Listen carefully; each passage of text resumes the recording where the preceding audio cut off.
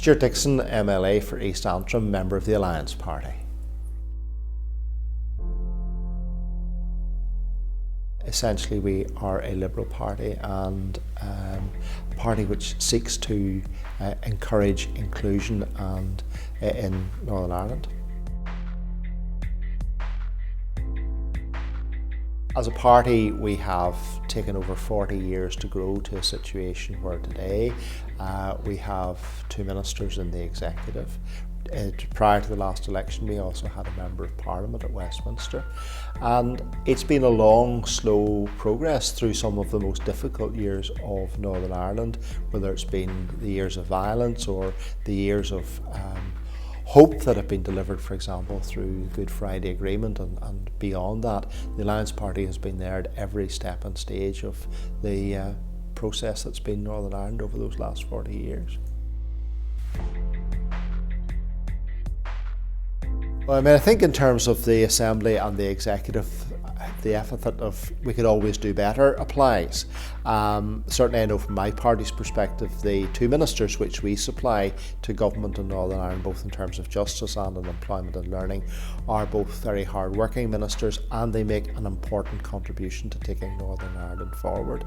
So to that extent, and from my party's perspective, I think we are contributing to the Executive and the Assembly here in Northern Ireland. I suppose the challenges that face the Alliance Party are in terms of how we continue to grow, how we get our message out there, how we develop our policies, and how those policies are both attractive and meaningful to people that we are encouraging to vote for us. The Alliance Party view on corporation tax is to support that initiative, but I think a great deal of background work is going to need to be done in order to deliver that, to make it not just tax saving for the businesses that we hope to attract to Northern Ireland as an area where there is a difference in corporation tax compared to the rest of the United Kingdom, but it has to actually deliver for people. It has to deliver, firstly, jobs, and those jobs have to be of a high quality and standard. But it also has to deliver for the economy, and unless it can actually make that contribution to the economy, we will just be throwing good money after bad. I and the Alliance Party are passionate supporters of Votes at 16. I've been supporting a number of initiatives in respect of that.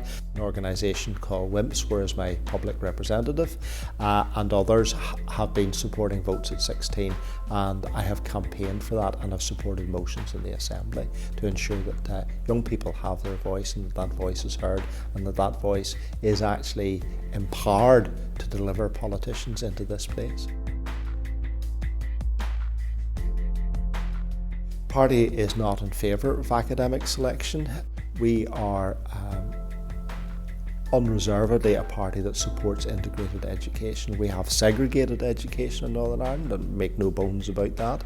And in terms of delivering integration, then integration should be non-selective.